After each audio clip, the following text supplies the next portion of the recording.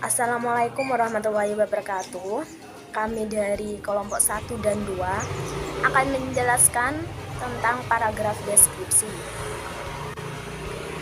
Sebelum menjelaskan, izinkan saya memperkenalkan diri. Perkenalkan, nama saya Siti Aisyah dengan NIM 106. Saya akan menjelaskan tentang pengertian paragraf. Paragraf disebut juga dengan alinea. Paragraf dibuat dengan membuat kata pertama pada baris pertama masuk ke dalam beberapa ketukan atau spasi. Adapun guna atau manfaat paragraf itu adalah menandai pembukaan topik baru atau mengembangkan lebih lanjut dari topik sebelumnya, dan juga menambah hal-hal yang penting atau untuk merinci apa yang sudah diutarakan dalam paragraf yang sebelumnya. Materi selanjutnya akan dijelaskan oleh Ari. Assalamualaikum warahmatullahi wabarakatuh. Perkenalkan, nama saya Ahmad Syafi'i Karim dengan NIM 170. Saya akan menjelaskan pengertian paragraf deskripsi. Paragraf deskripsi adalah paragraf yang menjelaskan kepada pembaca mengenai suatu hal seperti objek, gagasan, tempat atau peristiwa melalui perincian dan detail hal tersebut. Penulis menggunakan ilustrasi untuk menjelaskan hal tersebut melalui keadaan, warna, rasa, atau kesan yang ada pada hal tersebut. Dengan kata lain, deskripsi adalah melukis atau memotret benda atau suasana dengan kata-kata. Paragraf deskripsi bertujuan untuk menggambarkan suatu objek sehingga pembaca bisa seolah-olah melihat, mendengar, merasakan, atau mengalami objek dan peristiwa yang dideskripsikan penulis. Sekian dari saya, selanjutnya akan dijelaskan oleh Ayu Maufiroh Widiayati.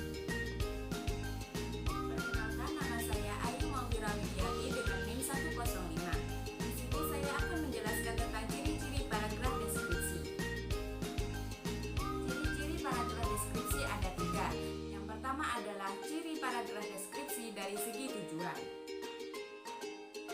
Dari segi tujuan, tes deskripsi dimaksudkan untuk menggambarkan objek serinci dan selengkap mungkin dari sudut pandang penulis.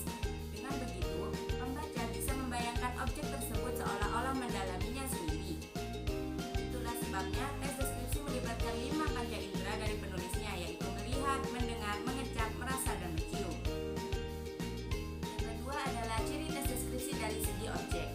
Objek yang digambarkan pada tes deskripsi bersifat khusus, individual, dan personal.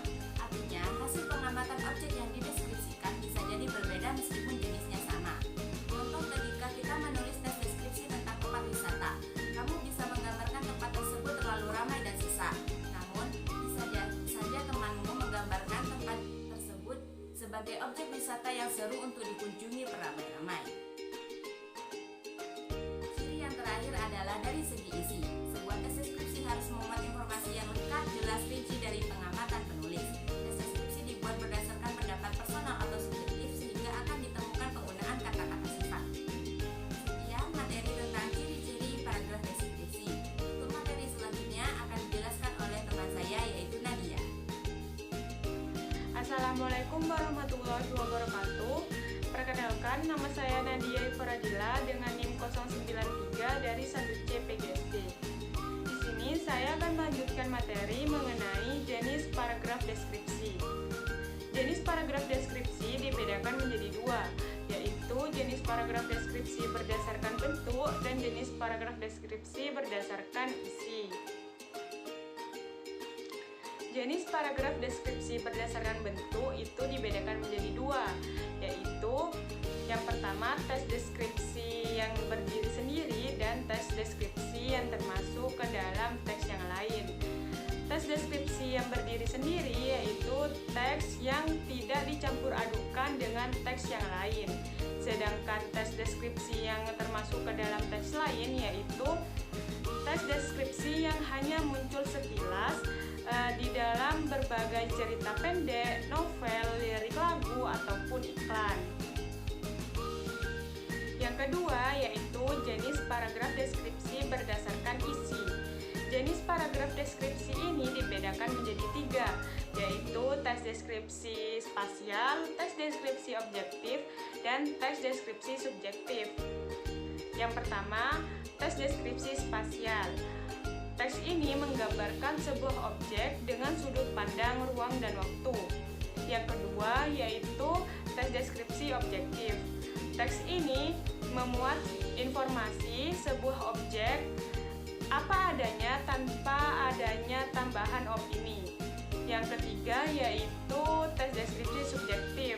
Teks ini memuat sebuah informasi yang diberi tambahan opini oleh penulis sesuai dengan apa yang dilihat, didengar, ataupun dirasakannya.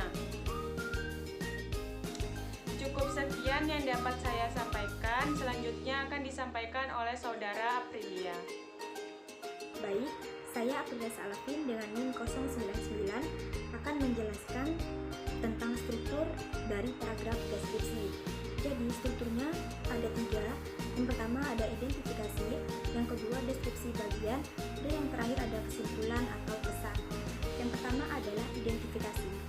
Identifikasi adalah bagian awal dari teks deskripsi yang berisi pengenalan nama objek, makna nama, lokasi, sejarah lahirnya, atau gambaran umum lainnya tentang objek yang dideskripsikan.